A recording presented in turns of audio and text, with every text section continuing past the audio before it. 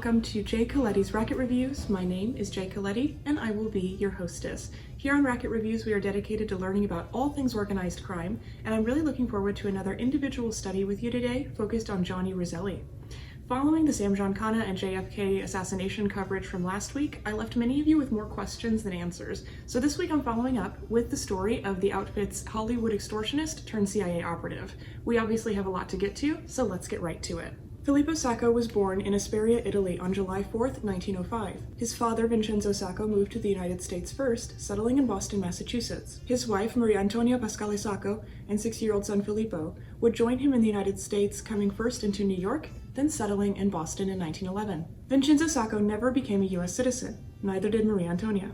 Because of this, despite his patriotic birthday, Filippo Sacco, later Johnny Roselli, was technically an illegal alien. His father died when he was young, and his mother remarried a man who gave the budding mobster his first taste of crime when he burned the family's house down to collect insurance money. Filippo Sacco dropped out of school in 7th grade and drove a milk truck, which was a cover for the illegal delivery of morphine. He was arrested on September 14, 1922 at the age of 17 after a narcotic sting operation found him out. He would spend 6 months behind bars. After he was released, the informant who found him out was murdered, and Filippo Sacco was the primary suspect. To get away from the murder charges, he moved to New York under the alias John Morgan and began working with New York gangsters. He would catch the eye of Johnny Torrio and follow him into Chicago. Under Torrio's leadership, Sacco would become a member of the Chicago outfit, and by 1924 was heavily involved in the bootlegging business. Sacco also changed his alias to Johnny Roselli, an homage to Italian Renaissance sculptor Cosimo Roselli, saying, "He finished the Sistine Chapel after Michelangelo."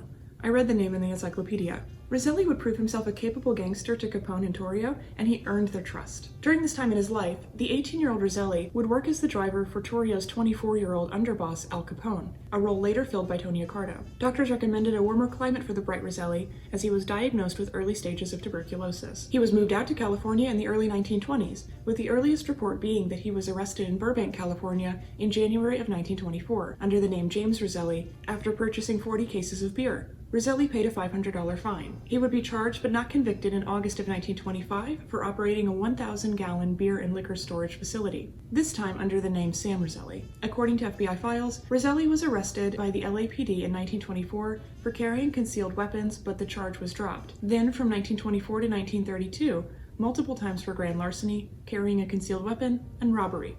During this time, much of gambling was dependent on the wire services in order to get race or fight results across the country. Monopolization of the wire services was critical for organized crime. Mo Annenberg owned Hearst newspapers, and under this umbrella, the wire services. Annenberg was no stranger to organized crime or their methods, and allegedly hired gangs of sluggers and ex-boxers to defend the company from competing newspaper organizations. In 1929, Roselli was appointed to Annenberg's primary business representative in Los Angeles. Roselli would stay in this role for over a decade, moving into the movie business and flexing the mafia's muscle in entertainment. The records of the United States District Court of New York City indicate that on December 22, 1933, Roselli was found guilty for violation of Section 402A, Title 18 United States Code, and sentenced to 10 years in prison. He was released on parole after serving 1/3 of his sentence. The charge involved extorting money from motion picture producers to insure the studios against labor strikers. He would be arrested in 1943 for extorting money from movie studios and theater chains, and would be released in 1947. Roselli was very connected, and apparently, he was the person who introduced Frank Sinatra to Judy Campbell. He would later go on to revive Frank Sinatra's career by securing his role in the 1953 movie From Here to Eternity. According to Lee Serber, author of Handsome Johnny, The Life and Death of Johnny Roselli, Gentleman Gangster, Hollywood Producer, CIA Assassin,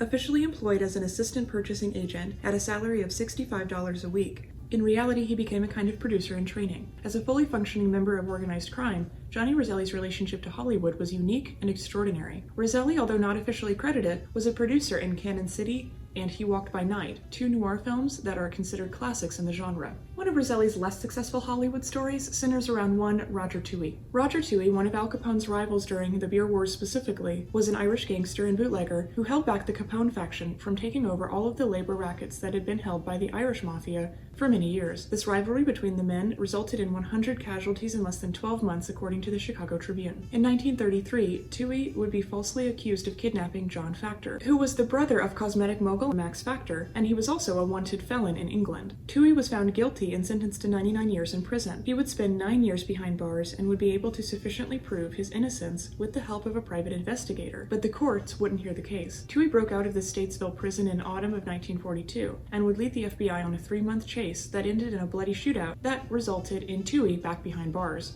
3 months after Tuohy was captured, Fox Studios had slated a docudrama, Roger Tuohy, The Last Gangster, with executive producer Johnny Roselli. Tuohy would sue Fox Studios and win, forcing the film to be withdrawn from circulation. And just because I know you want closure on this story as much as I did, John Factor, the alleged kidnapping victim, would go on to take control of Stardust Casino in 1955, a headship role used to cover the real owners of the casino, the Chicago outfit. The U.S. Department of Justice estimated that during Factor's alleged ownership, the outfit skimmed between 48 to 200 million from Stardust. Later, when Tuohy was finally able to prove his innocence, he was released in November of 1959. He would be murdered less than a month later by outfit gunmen on December 16, 1959. Okay, now let's get back to the Roselli story. While still in Los Angeles, Roselli would see the outfit through the 1946 wire service war that plagued organized crime all across the country. He who controlled the wire services controlled gambling. Roselli, under the monopoly created by Annenberg, was not going to let that slip through his fingers. And I have 2 very interesting facts for you about the wire service rackets.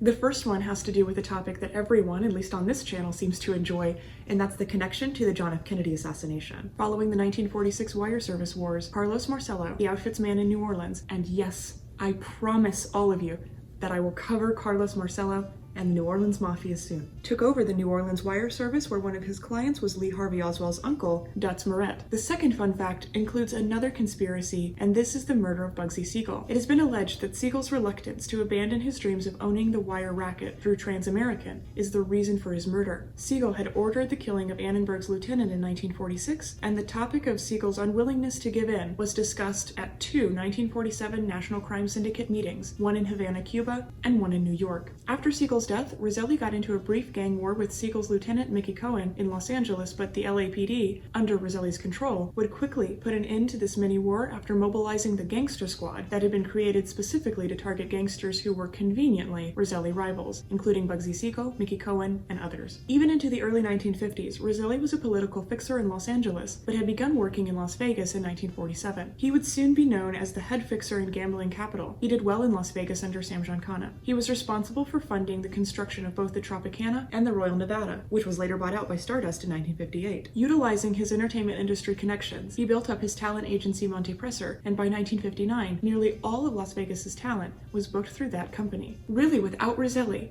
we might not have the Rat Pack Las Vegas that has become so iconic in America's history. In both Las Vegas and Los Angeles, Roselli was not shy about spending money. He enjoyed fine restaurants, golf, lounging by the pool, and of course, women. He was married twice, but he was unfaithful. He was married once to an actress named June Lang, and then to a daughter of an Illinois newspaper owner, Marjan Stevick. The marriage was later annulled, and Stevick was committed to a psychiatric facility where she underwent electroshock therapy, according to Lee Server. The alleged sex-crazy mobster is also said to have been involved with one Judith Exner, lover of Frank Sinatra, Sam Giancana, and President John F. Kennedy. Roselli loved Hollywood and performed better in California, it would seem, than he did in Nevada, despite what I would certainly deem as success in Las Vegas. According to the New York Times, the outfit bosses became displeased with Roselli's Vegas performance and demoted him back to Los Angeles only. In spite of this, Roselli still had tremendous influence with the men who ran the Las Vegas casinos. He would play an important role in arranging the sale of the Sands Hotel and Desert Inn to Howard Hughes and would receive a $95,000 finder's fee for his trouble. In February of 1967, the FBI discovered that Roselli's real name was Filippo Sacco and tried to get him deported due to his status as an illegal alien. According to the FBI files, on October 20th, 1967, a federal grand jury in Los Angeles returned an indictment against target, Roselli, charging one count of willful failure to apply for registration as an alien and be fingerprinted under Title 8 U.S. Code Sections 1302 and 1306A, and 5 counts of willfully failing as an alien to give written notice to the Attorney General of his current address during January of the years 1963, 1964, 1965, 1966, and 1967 under Title 8 U.S. Code sections 1305 and 1306b. A bench warrant was issued on October 20th, 1967, and Target was apprehended at Los Angeles by Bureau agents on the same date and turned over to the U.S. Marshal. He was released on the same date under $5,000 bond. On December 18th, 1967, Target entered a plea of not guilty to the charges in the indictment. This never led to a conviction, and the case was dropped. The New York Times shared another story about Roselli that demonstrated his power and influence. In 1967, Roselli's friend Joe Breen, with whom he had worked in the movie business, wanted a gift shop concession at the Frontier Hotel but was denied. According to Breen, Johnny walked to the phone, made a call, then came back and told me the concession was mine. And all the time I knew him, Johnny never asked me to do anything illegal or even immoral. Despite his tremendous influence, Roselli's star had fallen. Frustrated by the loss of his outfit influence, Roselli was receptive when approached by the CIA about assassinating Fidel Castro. According to the Freelance Star, associates of Roselli said that he had persuaded Giancana to take part in this as it would be advantageous for them to get in on the CIA's good side. And honestly, given Robert Kennedy's passion as Attorney General for taking out organized crime, this wasn't a bad idea on Roselli's part. We discussed this failed assassination attempt on Castro in the Sam Giancana video, about how Roselli was the conduit between the CIA and the Cuban assassins. This attempt to kill Castro with poison pills being placed in his drinks and food was ultimately unsuccessful because of what Roselli described as cold feet on the part of the Cuban assassins. After being made a member in the Friars Club in Hollywood, apparently Sinatra got him in, he would be charged with participating in a card-cheating operation. This wound up costing $50,000 in legal fees, but when Roselli went to Howard Hughes for a loan to cover those fees, even after having assisted him in the purchase of the Sands and Desert hotels, Hughes refused. Roselli was convicted and sent to federal prison in McNeil Island, Washington, and according to his friends, he did not hold up well against prison life. In 1971, Roselli was called to give Senate testimony, and got to leave prison, regarding the ownership of the Frontier Hotel. At first, Roselli refused to answer, but he was given immunity, and his testimony was promised to be kept secret. Roselli testified without outfit permission. It has been contended that this was to avoid further jail time, as he feared the outfit bosses would direct him to say nothing or refuse to appear. Roselli's secret testimony led to the arrest and imprisonment of the boss of St. Louis and 2 Detroit captains, Anthony Giordano, Anthony Zerilli, and Michael Polizzi.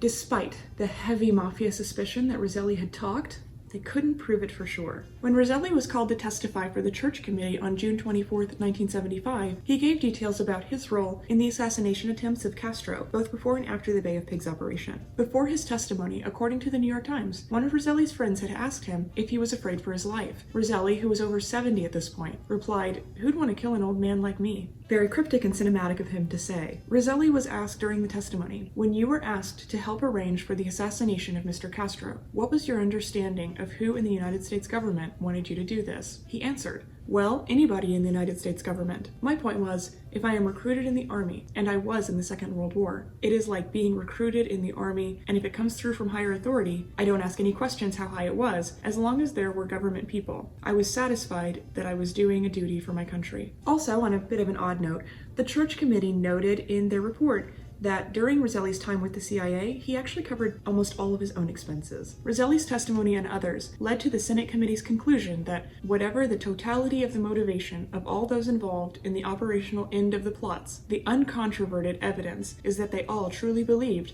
the U.S. government was behind the project. Days before Roselli's testimony, Salvatore Giancana had been killed in his home by an unknown gunman. The murder remains unsolved. This allegedly frightened Roselli and prompted him to move to Miami Beach, Florida, and away from Los Angeles and Las Vegas. When the committee wished to recall Roselli to the stand, he had gone missing, and he had been missing since July 28th of 1976. On August 9th, 1976, his body was found by 3 fishermen in Dumbfounding Bay near Miami Beach in a 55-gallon oil drum. According to Time magazine, heavy chains were coiled around the container and holes were punched in the sides. Then the drum was dumped in the waters of Florida. It might have stayed at the bottom indefinitely, except that the gases caused by the decomposing body gave the drum buoyancy and floated it to the surface. The New York Times gives further detail as to the gruesomeness of Roselli's body upon discovery. A cannon washcloth was taped tightly over Mr. Roselli's mouth to make sure he was dead. Then his legs were sawed off so that the body could be stuffed into the drum. To lift the body into the oil drum, the men tied a rope around the neck and stuck a tow hook into each side of the abdomen, just under the ribs. While one man hoisted the body with the rope, the other lifted with the 2 hooks. When the torso was finally lowered into the drum, the legs were stuffed in with it, and heavy iron chains were laced through the holes in the drum, around the body and over the lid of the drum. Law enforcement was able to identify Roselli with his fingerprints fingerprints. Roselli, who had suffered lung problems all of his life, with tuberculosis as a young man and at the time of his death emphysema, died of asphyxiation. His murder remains unsolved. Filippo Sacco's body was cremated, and the location of his ashes are unknown. Naturally, much speculation surrounds the reasoning behind the gruesome murder. Many rule out the belief that this was a government killing, due to the violence and gruesomeness of the murder and the state of the body. However, according to the claims of Joe Bonanno's son Bill Bonanno, he spoke with Roselli about the Kennedy assassination and indicated that Roselli was behind the president's death in his 1999 book, Bound by Honor, A Mafioso's Story. Those Bonannos sure do like publishing controversial books, that is for sure. Most theories maintain that Roselli was murdered by his fellow mafiosi as he couldn't keep his mouth shut,